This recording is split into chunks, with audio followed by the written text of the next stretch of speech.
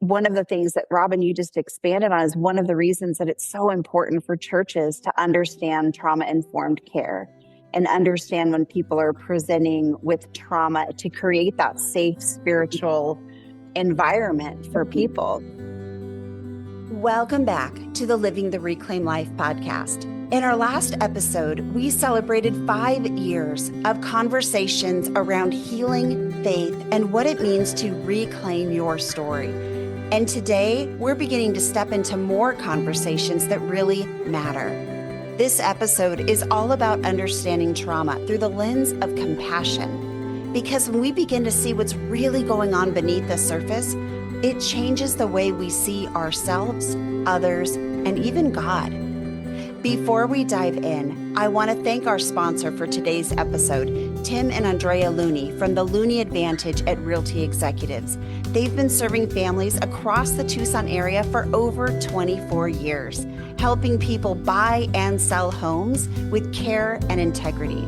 Tucson friends, you can find them by searching the Looney Advantage on Facebook. All right, let's jump into today's conversation.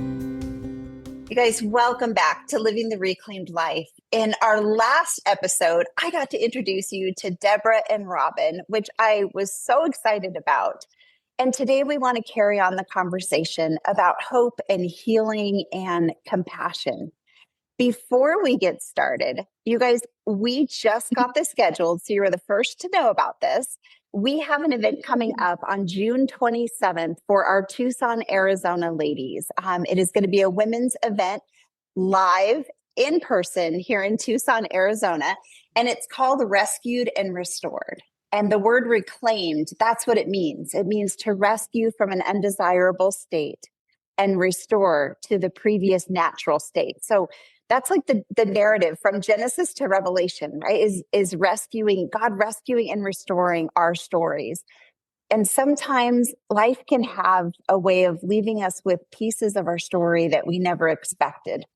But yet he is the one who rescues and restores. He meets us in the hardest places of our story, and he transforms our stories into something beautiful and full of purpose.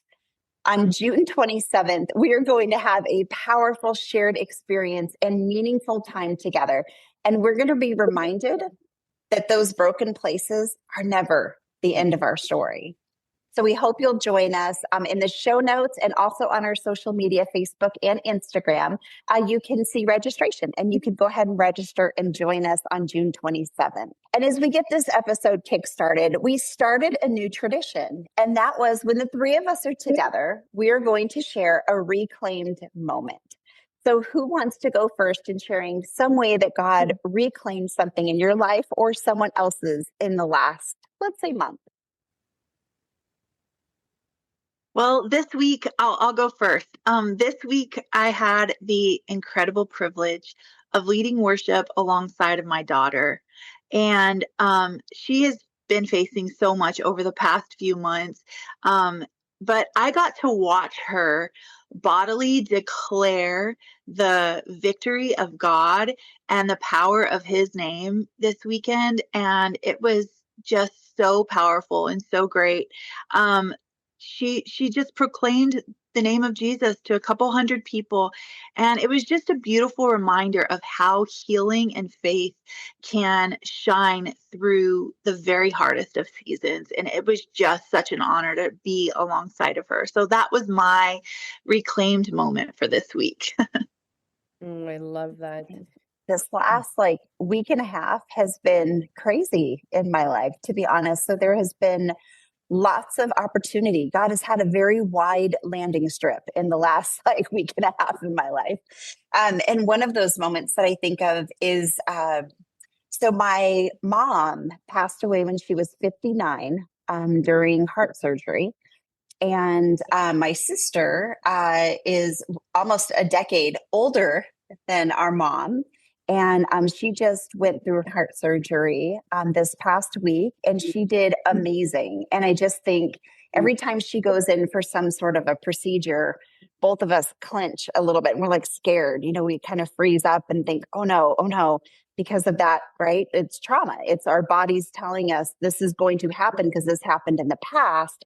but we have to remind ourselves this is new and God reclaims. And praise God, my sister is like 9 years older than when we lost our mom, and she went through the surgery amazing. So that was a moment that I saw God just reclaim something and renew something and turn it for good, because she's doing great. So that was good. Oh, I love that. And as you were sharing, my husband has been going through a lot of heart issues that came out of the blue. And he's young, he's 60. And so like your mom, but we're trying to kind of figure that out. And he was dealing with prostate cancer, which is, we're like on that journey, and we're like, well, wait a minute, what is this journey? And I think I guess the moment I would say is that I'm not sure I'm not sure where or how God is reclaiming this from our plans and our thought process of what we thought this season would look like. But I guess to me, a reclaiming moment is that I still have the hope and faith that God will reclaim it, right? That just because I can't see it yet doesn't mean it's not going to be reclaimed. And just because I can't declare what we have learned from it because we're so much in the midst, but I know that God has us. I don't feel that as a planner, I feel unpeaceful because I like to know what the future looks like, right? I'd like to, just tell me what road so I can be on it. And I know that God sometimes in that reclaiming is like, I just need you to wait, just to be here, to know that you're in my arms. And there's, that's a reclaiming moment without the whole moment being reclaimed yet, if that makes sense. Yeah. Boy, and I think so many people can identify with that. We often sit in not yet our breakthrough. Thank you for sharing that. It's like it's nice to be on the other end, but I know that there's still the journey of the thing, and sometimes that can be reclaiming of itself to know that you're in the journey and he's there. But I tend to be one that let's just get to the other side, and God's like, yeah, I know, but you're not there yet. Yes. Could we just get to the other side a little faster, or a like 5-year Excel sheet of like what is coming and what to expect? Right. As we talked about in the last episode too, I think that's called control. I don't know. For me, Exactly. maybe. Yes. Yes. I'm like, I could do so much more for you, God, if you would just lay it all out. And God's like, maybe and maybe not. Maybe you just need to sit in this moment and just watch me work, or wait for me, knowing that I will work. Yeah. Amen. That matters so much. I'll bet to a lot of people listening as well. One thing that we talked about in the last episode was the compassion that comes with understanding trauma-informed care, and the differences between fixing things and fixing things, which Deborah labeled control. Ooh, yes. And being able to walk with people. So we often hear that word trauma, but I think a lot of us aren't really sure what trauma means. So when people hear the word trauma, they often think of like extreme situations, right? Like a hurricane came and took out our city, or they think of really intense situations. But I wanted to ask you guys, how do you define trauma in a way that helps people understand it? When I think of trauma, I think trauma is, I don't know if this is any kind of a definition you would find on, Google or wherever, but I think trauma is often in the eyes of the beholder, right? What is traumatic for me? What overwhelms my sense of being able to cope or be present or move forward can feel traumatic. And I think that it's kind of like defining suffering, right? Like, we think about the things we suffer, and you think of like, oh my gosh, is it like big suffering or small suffering? But many times it's less about that and how I'm perceiving that, right? How am I being affected? How's my body being affected? How are my relationships being affected? And I think that for me, if somebody feels like it's hard to stay out of judgment if somebody's sharing about, oh, this was traumatic. And in my head, I might be thinking, oh, you don't even know what traumatic is, and I'm like, but that's not for me to say, because for that person, if that was a traumatic event and they're suffering because of it, then I want to be able to be present in that, like somebody else who might say, oh, that was nothing. But, for them, it was something, right? So I don't know if that's I don't know, I wouldn't take that definition and write it down anywhere, but that's what helps me to think about it when I think about trauma. I love that answer, Robin. It's so true. Yeah, well, whenever I had trauma kind of explained to me the first time, they kind of used the what goes on in the medical field, right, as trauma. And trauma is a very interesting word in the medical field because it is used to describe something that's happened to somebody, right? You go into the emergency room, the person has a broken arm, and they're going to say trauma to the left arm or to the right arm. And so you will hear them interchange that with injury. And but when we describe emotional trauma or trauma that's happening inside of our brain, it's not something that's able to be really measured. Like I had it described to me in this way: a person can be running, fall, and two people could be running, down the same flight of stairs and fall down that flight of stairs, sustain exactly the same injuries, both of them break their arm or whatever. But the amount of trauma that one of them sustained could be different than the other one based on what was happening. Maybe the one person just slipped and fell, the other person was running from somebody, trying to get away from them or something. And so that trauma is not able to be measured.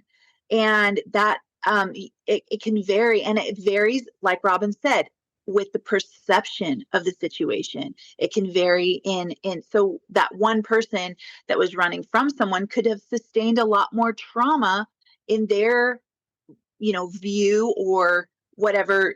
It sustained more trauma in their perception of the event. And so yeah, that's kind of how I would define it. Isn't that interesting too, that two people can experience the exact same thing and come away with a completely different response to it or experience of it? I've heard that for soldiers going to war. I've heard that in siblings living in the same home environment that experience things very differently. I know one of the ways that I heard trauma defined one time, and I loved this, it was just when things are too much too fast. Things are too, and our system just sort of gets overloaded. And like you said, Deborah, that's perfect. Like the person, if they're running from something, it was already too much. And the person who fell, that may not have been fun, but they weren't running from something coupling on top of falling. So too much too fast is how I've heard. What do you guys think? We see people respond in different ways, as we just talked about, but we also see people respond to regular life situations in ways that seem confusing to others. How does that relate back to trauma? Well, I'll take this one to start. I would say a lot of it, our brains operate on prediction. So sometimes our brain, based on our past, will predict threat or safety when there may or may not be, by outside observers, threat or safety. So the brain, for example, Angel, often she would hear a loud noise. And because of the way my adopted daughter Angel grew up a lot in foster care, she will hear a noise and say, oh, that sounds like a gunshot or that. And her brain is predicting threat because of whatever her past experience. And I'll be like, oh, that must have been a car backfiring. And, I'm not predicting the same level of threat because my brain doesn't already have that, the neural pathway of loud noises can bring danger. And so I think sometimes it's about how our brains predict from our past, can answer that question for us, or not. It makes the prediction for us. I think we have to understand as well that a person who is a system that is a regulated system, when we're responding to the normal everyday life in a regulated system, we're able to use parts of our brain that someone who is in their fight or flight and freeze or fawn are not able to respond in those same ways. And so I think that a regulated person will always, a person who is dysregulated will always respond in a way that's an annoyance to a person who is regulated, because the person who is regulated is always going to be trying to keep from getting drawn into dysregulation. And so in that, and it's the stampede effect, right? Whenever an ox or something out there hears the twig and the twig break, and all of a sudden it's frightened and it takes off running. Well, all the others didn't hear that, but they're just going to run because that one is dysregulated. They're going to run now. And so when in our system, whenever someone is dysregulated, we're able to reason all this. And it's like, what is wrong with you? Why are you acting like this? Right. And our first response is always to be, get this person away from me, so we'll say things like, go to your bedroom, or go away, because you want to create space so that you're not pulled into dysregulation. So sometimes it's confusing for us when we're regulated, even if we don't know a lot about trauma, like, why are they so frustrating? Why are they so annoying? Those are always going to be our responses towards dysregulation, because they're pulling us, a regulated person, into dysregulation, and we want to keep from going there. So that's kind of why, in my mind, that's why there's that response that's confusing in some ways for other people. Mm-hmm. And we get into a judgment sometimes too. Yeah. Oh, Mm-hmm. they're going crazy. There's no need for that. They're just freaking out for no reason. And they're like, no, there's a reason. And if we can help them find that reason, right, it changes too. Yeah. So beautiful. That goes back to, instead of asking what's wrong with you, what happened to you? Mm-hmm. Yeah. 100%. Oh, I love I love these conversations, you guys, around this. I love talking about trauma. Well, it helps us to understand other people. It gives us compassion towards what people are going through, and grace for ourselves. Can we just say that? When we're like, why did I do that in public? Next thing you know, you're like, oh, wait, okay, what happened to me? Oh, I was dysregulated in that moment. So what about faith and trauma? How have you guys seen trauma impact people's relationship with God? I think that trauma can impact people's relationship from God in making them feel very distant from God. And maybe like he's angry or disappointed, because those are some of the automatic things that happen inside of us too. We feel shameful, we feel rejected, we feel all of these things. We become hyper vigilant. Maybe we feel like God is an angry person after us, and because of the trauma that we've incurred, and those are the same feelings that we had. And they may struggle to trust him because of the trust issues that they have. They may feel like maybe he's far off and that they're alone, because that's another part of trauma, is you feel very isolated, or isolation is a byproduct of trauma. We want to isolate. And so there's a wide variety of ways that people can respond, that I've seen them respond in the faith community towards God. But all of those, again, it goes back to some kind of trauma. Something happened to this person, and that's when curiosity rises. Mm-hmm, mm-hmm. I think it interrupts for a lot of people. Some people can draw more towards God during trauma, but many times people will, like you said, they will draw away. But I think the other thing is that it also affects how people around them are responding to them as they respond. I remember that I had a younger brother who died when he was 14, and one of our neighbors who was a believer, and we were believers, but my mom, as you can imagine, was still very much struggling with all of that. It was still early in that process. And the neighbor said to her, because my mom was saying how angry she was at God. And the neighbor, in good faith, but not understand what to say, said, well, if you don't stop being angry at God, maybe you won't see your son again in heaven. Because she's trying to respond in a way that, she's trying to make sense of something doesn't make sense, but not in a way that was helpful, if, as we can imagine, right? Or people who would say, like, well, you have 2 other kids, you need to, so I think sometimes the way we respond to trauma in our relationship with God can also be affected how other people around us speak into that, both for the good and for the bad, and so there's so many so many nuances to all of that, right? Is how we're going through, how the faith community is responding, or how our faith community responds. I think that's why it's so important for us to teach people how to respond better, to be powerful presence in there, to draw someone closer to God, not to put another stumbling block or another wall. Even if our intentions were great, those were things my mom had to work through, right? Right? Because those, I don't believe, were from the heart of God, not because this person didn't intend, like it wasn't an evil intent, but the intent was still that, or the outcome was still difficult. Oh, that's so true. That is so true. Just That could be its own podcast, right? it could be its own podcast. We should, I think, yes, we should do that. That would be awesome. Robin, you bring up such a fantastic point there, because how people respond to us often, either we can do a couple of things, right? We can get angry with them. We can think that that represents the church as a capital C church as a whole, which must represent what God thinks. Or we can even turn on ourselves and feel less than because of words that were said to us, or experiences that we have had that become diminished. All three of us are pastors. I think that's something interesting that God's pulled all three of us together.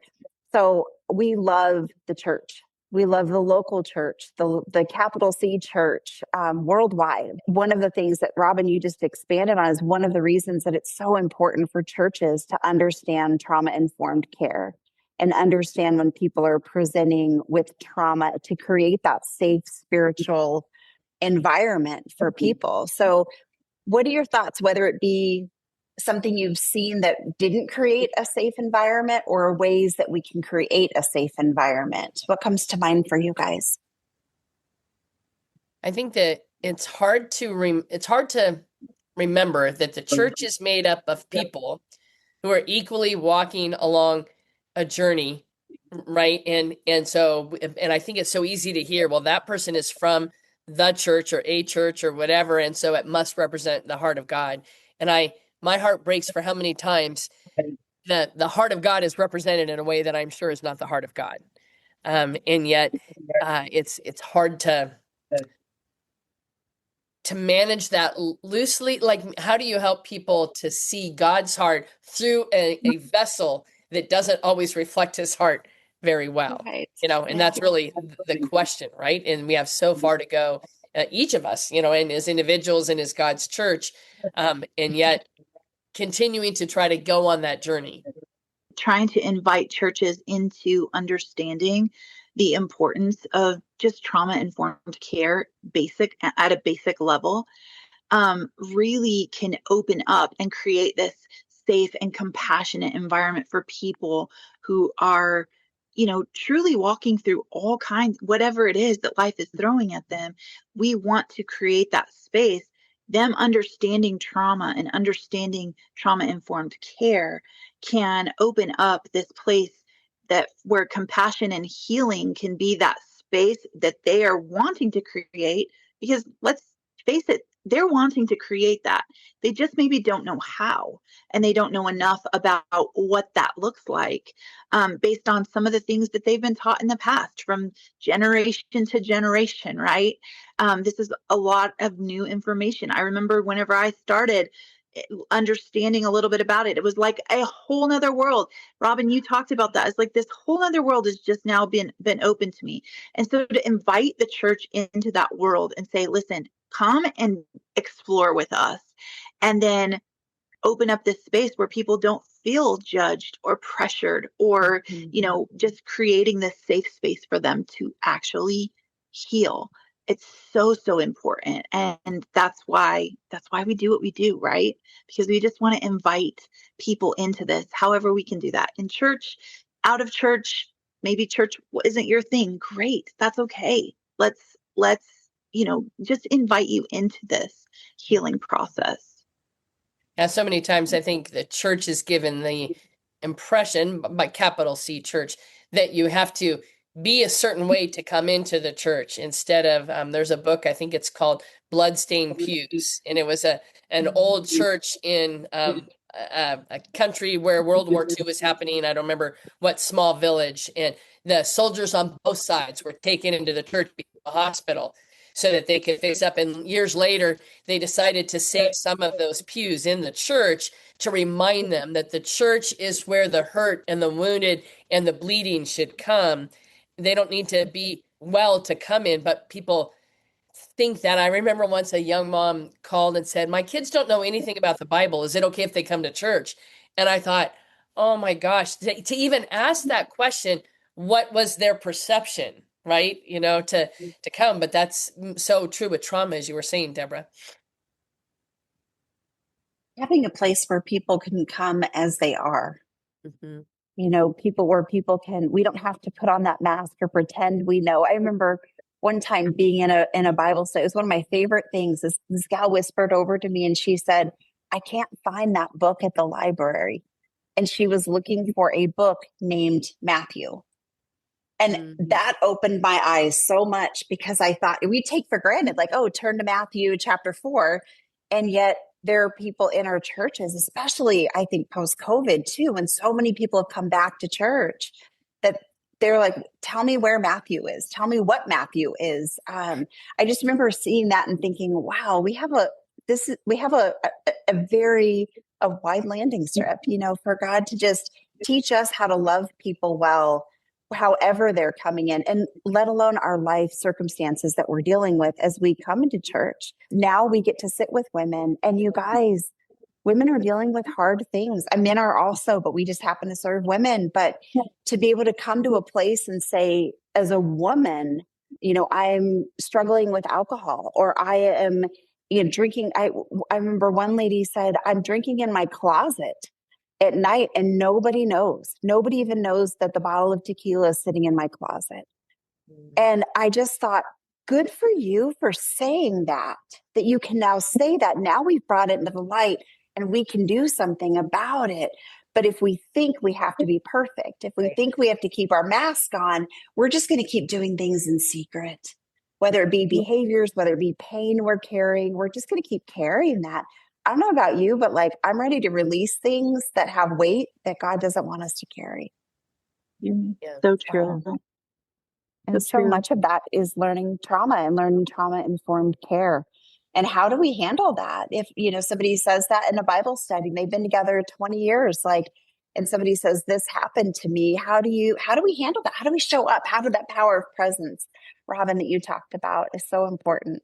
Whenever we start to understand trauma, it really opens us up to understand that we all have our own responses to trauma. And it might not be the tequila bottle for me, but it is exactly the same response if I reach for a bottle of pills. Or it might be it's the same exact trauma response if I try to control everything around me by having everything perfect, the perfectionism. It's not a bottle of tequila, but it's perfectionism, and it is equally a trauma response. We respond differently with different things, but they're all tools to help us cope. And one picks up a hammer, one picks up a screwdriver. We're all bringing tools to the battle to try to live another day because of the trauma that we've incurred. So it might not look like a tequila bottle, but it's all our tequila bottle. It's all our bottle of pills. It's all our, perfectionism. It's all the same thing. It's just a different type of tool. Yeah, they say Carl Jung is reported to have said that every addiction is a misplaced prayer. So think about that, right? All of the things that we are searching and seeking is a misplaced prayer. It's like where we're taking our brokenness, where we're taking our healing, because there's a need driving the behavior that we're having, whether it's over controlling. I mean, I don't know about you, but the number of families that I work with where the parents are so trying to control the kids out of the goodness of their heart because they want their kids to make great choices, but they're so controlling them that now it's causing that. And most of it, my guess is, if the parents were to go back and look at their child, they felt out of control, or they feel out of control as a parent. So they're doing that. And so, like you said, Deborah, whatever it is that thing that we are using to feel more in control of our life, or to manage our life, or to help, feel like that's that misplaced prayer. This is the thing that will help me get through life. This is where I'm hoping my rescue can come from. But that is never the rescue. Well, thank you guys for this just open conversation and honesty about how trauma affects us. In the coming episodes, we're going to be unpacking these topics even more. And so we just want to invite you today to remember that today is not the end of your story, that healing is possible. And together we are learning to live the reclaimed life. So we will see you same time, same place in 2 weeks. Thanks for listening. I pray you found hope in today's conversation and maybe even feel a little less alone in your story. Stay connected with us on Facebook and Instagram at Reclaimed Story. Want to learn more about living a reclaimed life and how you can be a part of our growing community of reclaimers? Check out our website at www.reclaimedstory.com. And if you enjoy these inspirational podcasts, be sure to subscribe, rate, and review. Thanks for listening, and we'll see you next time.